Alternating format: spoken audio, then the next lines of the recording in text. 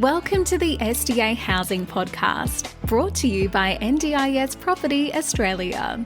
Before starting this episode, we need to provide a general disclaimer. Information contained in this podcast is general in nature only. It does not take into account the objectives, financial situation, or needs of any particular person. You need to consider your financial situation and needs before making any decisions based on the information in this podcast. And you should consider seeking independent and professional advice for your personal circumstances. All right, let's begin. Hello everybody, my name is Minh and I'm here with Eryn, and we are your hosts today from NDIS Property Australia here in Brisbane, and you're listening to the SDA Housing Podcast, a show that explains, highlights, guides and brings awareness about all things SDA in this ever-changing NDIS world. Today's exciting topic is with Tom Melbourne, the girls from Tom Melbourne in Melbourne. Say hello, girls. Hi everyone. Hi team. Eryn, you want to introduce them? Sure thing. So we've got Alison, Monique and Kumari here.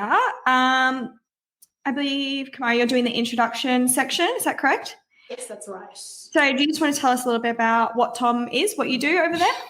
Sure. So Tom Melbourne is a not-for-profit organisation. Essentially, we create and build products for assistive technology for people with disability, where there's no current or existing solution in the market. I'll pause there for a second just to introduce the team. So I'm Kumari Fernando. I'm the General Manager at Tom.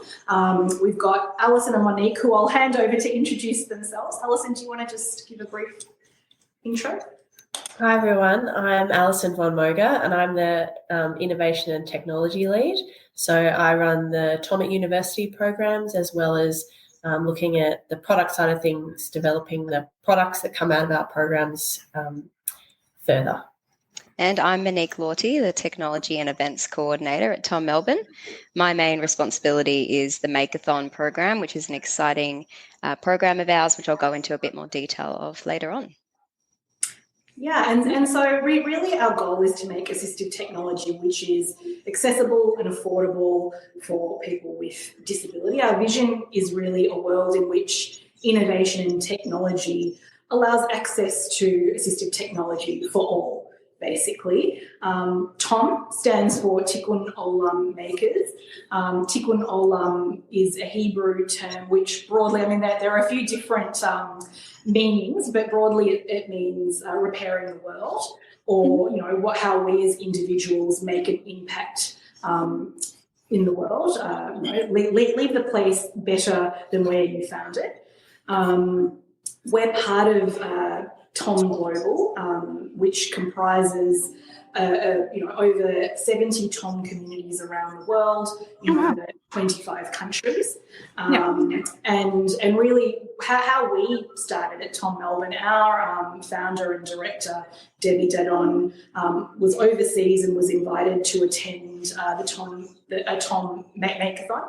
And so she attended and really saw firsthand the power of bringing people who have skills, engineering, industrial design, occupational therapy, tinkerers together with a group of individuals that have an unmet need, and how bringing those two groups together to work in a co-design capacity to design and build assistive technology, really the power of that, and wanted to bring that experience to Melbourne and to Australia. And so Tom Melbourne was launched in 2015. And here we are today. Oh, awesome. So I didn't even know that you guys were global. I thought that you were just Melbourne, which is pretty awesome. Yeah, no, it's wonderful. So we get to interact with Tom Global, that's based. We've got there's part of the organisation is based in New York, part is in Israel. So we get to communicate with them about what's going on globally. This year we're lucky in that we'll be working with one of the Tom communities in Bundaberg on awesome. Makeathon later in the year. But we'll discuss that a bit later. But so it's wonderful. I think in the future, when we all connect a little bit more and we're able to share ideas and learnings and assistive technology products, that's when we're really looking to assist as many people around the world as possible. Yeah, amazing. Do you want to talk a little bit about the programs and services that you offer at Tom? Yeah, absolutely. So we run a variety of programs and events. So I'll start with the Makeathon, which is our signature event, which brings together need knowers. So a need knower in Tom terminology is an individual with lived experience of disability, their families, their supporters. Bring that group together with a group of individuals which have like skills related to engineering, design, technology. Bring those two groups together to co-design assistive technology. So that's I think Monique will talk a little bit more about that later, but that's one of our events. And after we launched that in 2016 in Melbourne, there was a real sort of understanding that, look, there's an opportunity here in terms of education. So the Tom at University program was launched, and really it works on a similar concept. It brings need knowers together with students that are studying in the areas of engineering, design, and occupational therapy, and brings them together to build assistive technology. And then I guess we looked further back. Well, our board at the time looked back and saw there was a gap in terms of students in primary and secondary schools actually taking on STEM studies. And so the Tom at Schools program was launched, and they're custom-built programs that really promote disability awareness, STEM education, and career paths into jobs of the future. So that's the broad brush of the programs and events we run. Yeah, well, I'm a STEM person. I'm studying STEM at uni, so I love that. That's really awesome. Wonderful. You should come and join us, Eryn. Yeah, Eryn, we can get you on board as a maker. Yeah, come on. I'm being coached, Min. I'm being coached from you. Yeah, no, you can come and volunteer as a maker. We love you. You can have her. She's a vegan. We don't want her anyway.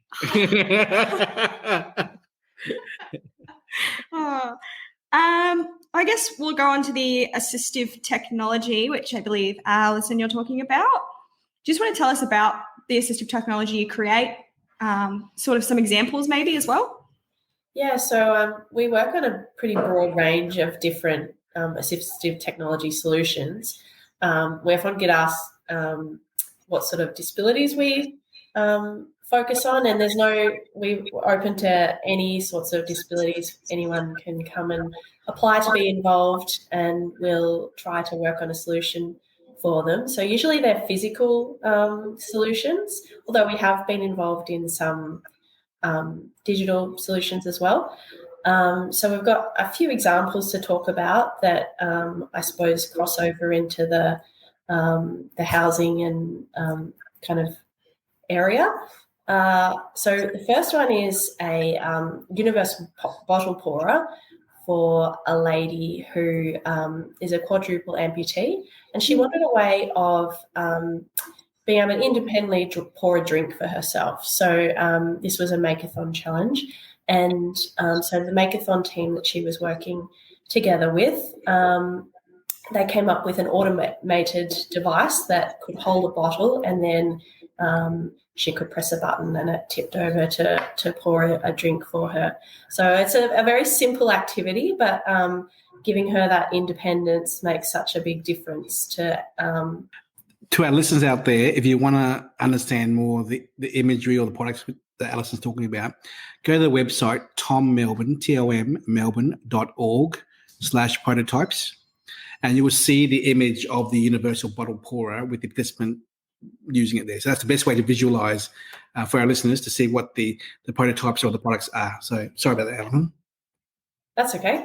So all the examples that I'm talking about today are on our website, so you'll be able to see them there. Another thing that I'll point out is that we focus on solutions that are not available currently in the marketplace, or inaccessible, or not affordable. So that's where there's basically an unmet need is where we'll focus. Another one of the examples that I wanted to talk about today is a project for sensory play pods. There were two sisters aged 6 and 8 who have a rare genetic condition that resulted in a range of complex needs. But the parents wanted a solution to allow them to play safely and independently when they woke up early in the morning, and allow their parents to give them have a bit more uninterrupted rest. So the Makeathon team came up with a solution of a play pod that was sort of like a circular structure that, I suppose, in a cocooning form that the girls could enter, and inside there were interchangeable panels that had different activities that would engage them. You could swap them out, and if they got bored of something or want to add something else, and could also facilitate their parents being able to monitor them remotely, and had a dock for their iPad. So, really made such a big difference to their lives, just giving their parents a bit of extra rest and having kind of an educational and stimulating solution to engage the girls in the mornings. That's really awesome. I really like that. Yeah. It looks really cool too if you want to have a look at it. And then the last one was for a lady who is living with the effects of thalidomide and needed a custom exercise solution so that she could maintain her fitness in an enjoyable way that was suited to her body and ability. So the Makeathon team, which included a physio, they came up with a solution that was a platform solution that had different moving parts that she could engage with, and so that to allow her to have a full body workout and exercise in a safe way, that again, I suppose, gives her that independence to exercise by herself and do it in a way that suits her needs. And I think that's a theme that we often see with the projects, that giving people independence is a really such a big thing that's so important for people. That's awesome. Just awesome. I don't have any other words. It's just so cool. It was very hard for me to understand when I spoke to Monique a few months ago. How does this all work with Tom? And it took me a while to realise that the Makeathons are all about producing one-off items per participant. So it's just changing the lives of one person at a time. And I thought this is a wonderful way for you guys to be a brand out there to helping participants in the marketplace who just need some form of help that they don't have at the moment. And what you guys are doing are wonderful, absolutely wonderful. And this is the reason why we've been trying to get you on to our podcast for a while now, to learn more about what you guys do, and Monique? Yeah, I was just going to add, we've got some pretty awesome solutions, but I wish we could take credit for these awesome solutions, but it's not us. It's not the Tom team. It's a diverse group of makers and people who are really passionate about using their skills for the better and making an impact on those, on people with disability and helping to improve their lives for the better. So even though we talk about all these solutions, we didn't come up with these themselves, although we helped facilitate the programs and events that made these happen. It's really the Tom community of makers and people that come together that participate in these events that make it happen. And hence the term open source, right? Exactly. Yeah. Can you please explain what that means to our listeners? Sure. So open source is effectively open and accessible for anyone to access. So all of the designs and solutions that are developed through any of the Tom programs get published online through our website and also the Tom Global website. So every Tom solution that's been developed all around the world is available for anyone to download and have a look at, and then ultimately potentially get those designs sent to someone who can make that solution for someone. That's the idea, that anyone can access these designs and have that solution made for them wherever they are around the world. That's fantastic. So obviously you gave us some examples there, Alison, of products that have been made and how they've helped the particular users of those products. But overall, how do the products that you create or that are created through your events help users? Do you have any stories of people who have maybe not come to the events and then have had something created and been like, oh, that could actually really help me? So one of our goals is not only to help people who come to the events, but often the the needs and challenges that we work on are applicable to other people too. So one of our goals is to try and develop the designs that come out of our programs further into actual products that we can make available to the broader community. So that's part of my role as well. So what we'd like to be able to provide is someone comes along to our website with a need and then can order a product from us. So we're in the process of developing how we can do that and, coming up with ways that we can manufacture products and make sure that they're reliable and robust and fundamentally meeting the needs of the community and the people we work with. Yeah, because obviously you've made things for individual people and that's really helped them. But I just think that, there's things that people might not even have thought of or have been like, oh, this is so annoying that there's nothing to help me. But it's there. It just needs the ability to be mass produced in a way. Absolutely. And, so we talk about products for individuals. We're also broadening our approach and inviting organisations that identify a need that will be useful for a number of people in the community. And we're asking them also to put up challenges for our programs and events. And so the idea is that, by producing one at one of these events, we know that there is a need out there that will be supported by the manufacture of more. So we're looking at that approach as well. Yeah, that's awesome. I just think that there's so many things that could, if we can just get your name out there, people could find so many solutions that could just really, really help them. And I just think it's so awesome what you guys are doing. It's just really fantastic. Oh, thanks, Eryn. And, we recently went to some of the expos where I believe we met you, Monique. Monique met Minh, is that correct? And that's where this relationship started. But we found that, the need in the community, people come to us and talk to us about challenges that they face on a day-to-day basis that there is just no solution for in the market. And some of the things that are talked about are, you think that there will be a product out there to meet that need, but it's, time and time again, we are stunned by the fact that there is nothing in the market to assist that individual to, access a more independent life, be able to do things, socially and economically participate. And so really that is the idea, is that we're engaging more and more people, makers and need knowers, that will enable these prototypes and products to be created that will not only assist them, but hopefully many more people in the community as well. Yeah.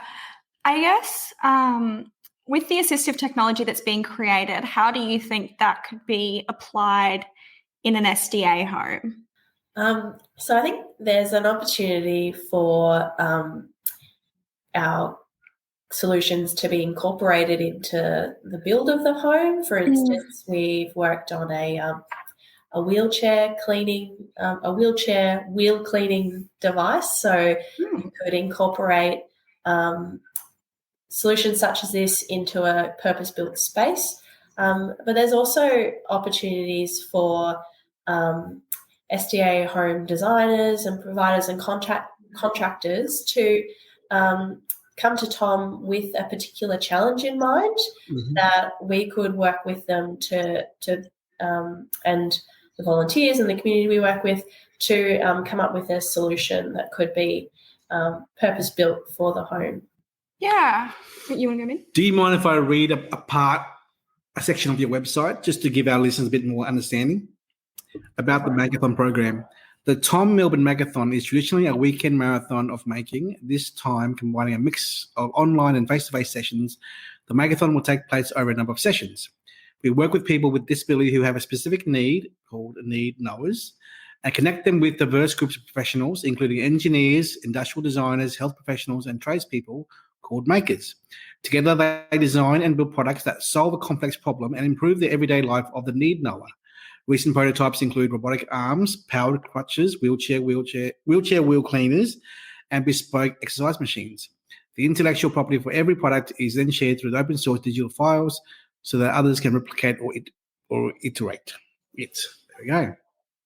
So that now gives our listeners more of a better understanding of the TOM model, of the collaborative work between a wide variety of people who want to contribute to the community and help change one participant's life at a time. I guess that's the important thing here. And that's the reason why we wanted to get you on board on our podcast to expose your brand to our network of providers, developers and builders, contributors, and investors, to somehow be part of the Makeathon in Melbourne, the Tom Schools, the Bundaberg event. So we're in Queensland here and we want to support our local connection there. And if we can do that, then we'd like to definitely call out to our network of people who are listening to this podcast to contribute in some way, yes. Absolutely. Min, can I bring you on board to help market the Makeathon for me? Yeah, sure. Sure, no worries at all. Well, we'll have to talk to Debbie and Luba in office to promote that on our social media platforms as well, because we get about 1,000 downloads a month for our podcast. So we want to get exposure of what you guys are doing. And obviously with our builders and developers we work with in Queensland here, we want to get them to be aware of the event in Bundaberg to help out and collaborate as well. So watch your space, yeah, for sure. Yeah, absolutely. And it's a good segue into, I guess, more details about the Makeathon. So I'm happy to go into that now. I was just about to ask you to do that, so go, take it away. Perfect timing. So yes, we do have 2 Makeathon events coming up for the remainder of 2022. So the next one is in September, and that's in Metro Melbourne. So we're hosting that at Monash University in Clayton on the 17th and 18th of September. Applications are currently open.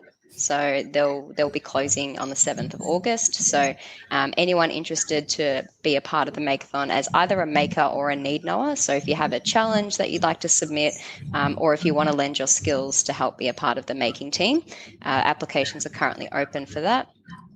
And our next Makeathon is going to be in November. So that will be across both Bundaberg in Queensland as well as Geelong in Victoria. So communities in both of those areas should keep an eye out on our website or our social media pages for news about that. And we'll be opening applications for that later on in this year. So stay tuned and watch this space.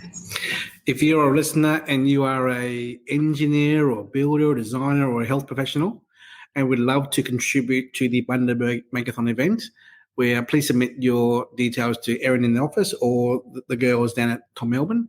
And our business here, NDS Property Australia, would love to contribute some resources to fund the flights and hotel accommodation costs for people from Brisbane to go up to Bundaberg to be part of that Makeathon as well. So we want to contribute to that event as well in that way, yeah. Wow, that's amazing. Thank you so much, Min and Eryn. We really appreciate that support. So thank you so much. And just to also add about all the Makeathon programs, and I guess all of our programs at Tom in more broadly, they're all free to participate in.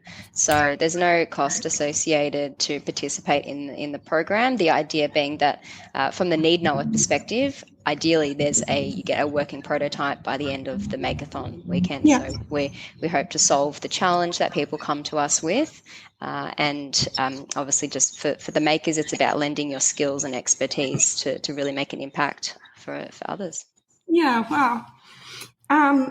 I guess you've already kind of covered how everyone can get involved in the Makeathon, but are there any other ways that people can support Tom in general other than the Makeathon?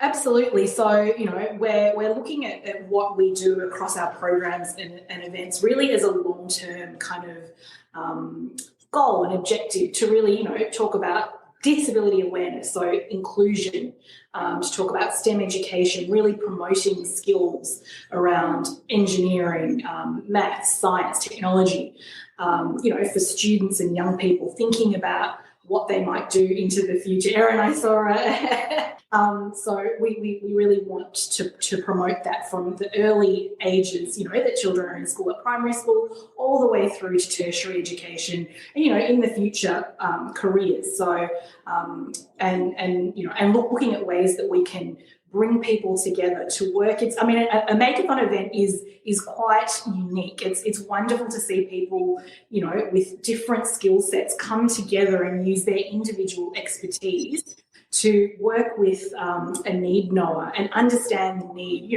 from that person's perspective, and work together to build assistive technology that will assist that individual and then hopefully others. So it's, we're looking at a long-term kind of view across all that we do. And so people can get involved as community partners, people can come on board as sponsors. We're looking at not just individual events, but the whole program pathway as a whole. And people can come and volunteer with us. We love to bring people together to work on solutions around Tikkun Olam, around that concept itself. So please come on board and join us. We'd love to have as many people engaged as possible. Well, I'll definitely come down for the Makeathon at Monash University in September. Wonderful. So we get in Melbourne all the time. So I'll definitely bring along some people who are in the disability sector with us from our side of it all, and try and bring awareness to what you guys are doing. So I will do our definite best to bring awareness to Tom Melbourne, because we are spending a lot of time in Melbourne at the moment down there. Yes. Thank you so much, Alison. I just wanted to add, in relation to how people can get involved, if people can't attend the Makeathon events, by all means still get in touch with us if there are particular needs that you have, or someone who has, or you have an understanding of the need, because we can be creative with the ways that we can work with people in the programs that we run. So definitely don't be discouraged about whether or not you can make the particular events. We do a lot of analysis of numbers in our office, and in Melbourne, what's the population of Victoria or Melbourne? Melbourne, 4 million, 4 or 5 million? Give or take. Sounds probably about right. We don't have to Google that. Well, the point is this: there's 120,000 people in Victoria, I think, who are in the NDIS program. That's correct, yeah. And of that 120,000, 7,200 are SDA funded to high needs. Of that number, only 700 are living in an SDA dwelling. Okay? That's only 10%. So 90% of the people who are SDA funded are not even living in an SDA funded dwelling. Right. So they're living in inappropriate accommodation. Yes. And even if they are living in an inappropriate accommodation, they would need some form of assistance living their normal daily lives, which we as everyday human beings take for granted. Getting out of bed, getting changed, cooking, cleaning, going to work, getting around the house.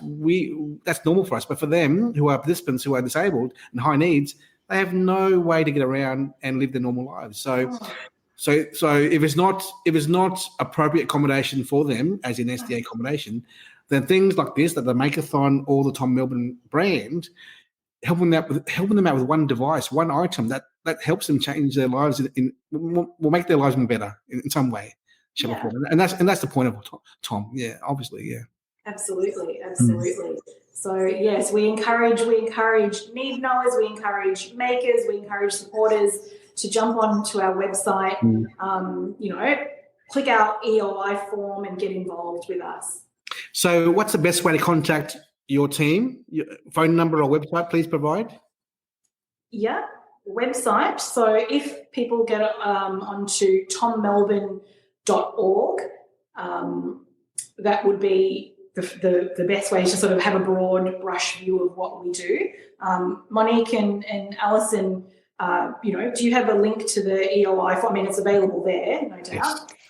Yeah, our expression of interest form is on our website, but we can also send that through to Min and Eryn and the team there for you guys to add to the podcast description, perhaps. Yeah. I'm not sure what you add to the bottom of it, but we can add a particular contact form directly to that as well.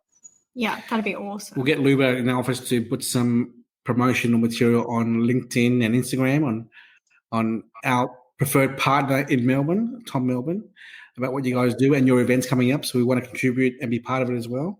So hopefully Eryn can participate Can you? Yes, we'd love it. Yeah. Come and participate. We'd love to have you as a maker at the Makeathon, Eryn.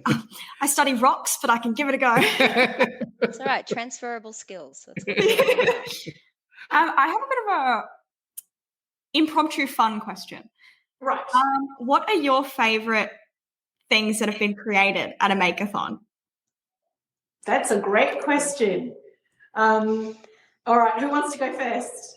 The first one that comes to mind is the custom exercise device. I reckon just because of not just the effect of that need knower being able to do that activity independently, but also the flow-on effects of exercise more broadly and how much of an impact that has on someone's health and well-being. I'm a big advocate for health and fitness and exercise and how it affects the rest of your day or the rest of your week. So being able to make an impact on that particular single activity and having that have a positive flow-on effect for the rest of that person's day or life I think is really impactful. So that's probably one of the standout solutions that we've made so far. See, and you bag on me for getting up at 4:30 in the morning and going to the gym every day. Look at that. I'm all for it, Eryn. I also get up at 4:30 in the morning. No comment. Oh dear. Alison. There was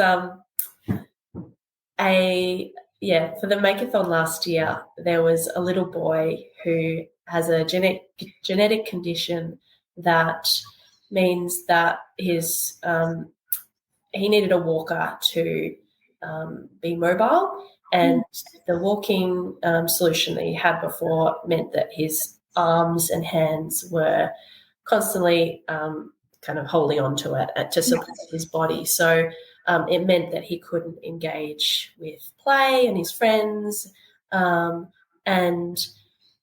wasn't part of this particular event, but just seeing the videos, there's one on our website, and the energy around the team and his family, and it's obvious to see how much they got out of the event and the teamwork and how they all got along.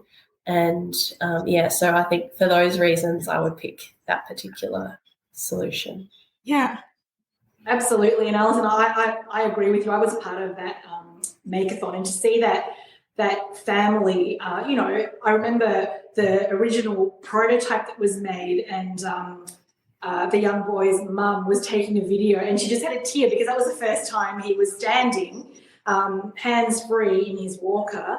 And really for them, for him, what they wanted was for him to go to the playground and be able to have a lightsaber fight with his friends in the playground. And, he was able to do that. So that was wonderful. But, a dual effect was that he was actually able to build his core by standing independently in this walk without having to hold on to anything. So that was certainly a really wonderful device that was created. But on the opposite end of the spectrum, that was probably a bit more complex. But we had a young man last year who was into everything. I mean, he just was into everything. But one of the things that he did was work in a nursery, and he wanted to be able to independently put on his glove without having to rely on anyone else. So he could go to work in any kind of environmental condition, and his hands be protected. But he had to rely on other people to put his gloves on. So his request was to have a device made that would allow him to independently wear his gloves. Anyway, his team worked with him on that, developed this device, and I was in touch with his mum last year and said, he's still using it, he's going to work, he's loving it. So, it can be something complex, it can be something simple, but, it really makes a difference to people's lives to be able to do the things they want to do and participate in the community, participate in social events, and participate in, in the economic sort of, getting jobs and things like that. So, yeah, it's a span. It's a span of products and devices that really make a difference. Yeah.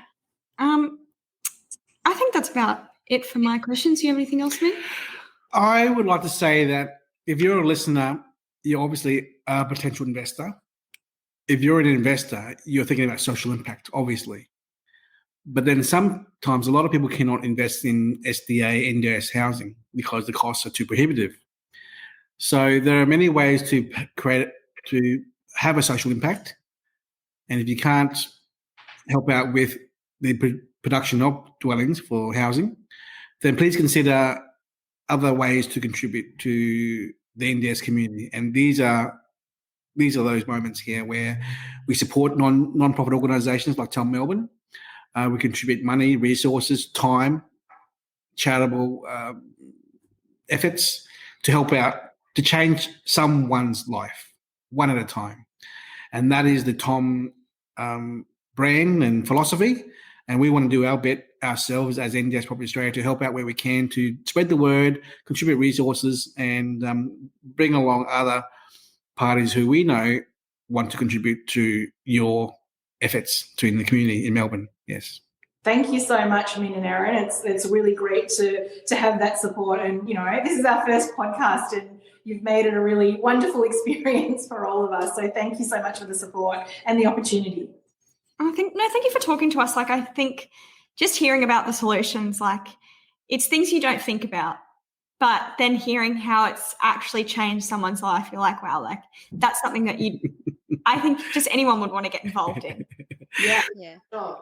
Well, when I first spoke to Monique, I said, well, why can't I buy something for someone? She's like, no, you don't buy it. You just got to make it. I said, oh, damn it, I've got to make it. I've got to rock up and make something. Okay, fine. Yeah, got to put a bit of you'll work be able in to see for yourself in September. So we look forward Ladies, thank you so much for your time. We look forward to promoting your Tom Melbourne brand across our social media platforms and talk to everyone about what you guys do by word of mouth. And I'll definitely see you the next month in Melbourne to take you out for lunch. Oh, wonderful, wonderful. We look forward to seeing you. Thank you so much. Bye-bye. Thank you. Cheers. Thank you. Thanks, Bye. guys. We hope you enjoyed this episode. Please make sure you are subscribed and following us so you can keep in the loop with all of our upcoming episodes. We would really appreciate it if you could leave us a 5-star rating, a written review, and to share this podcast with those that could benefit. Until next time, catch you on the next episode.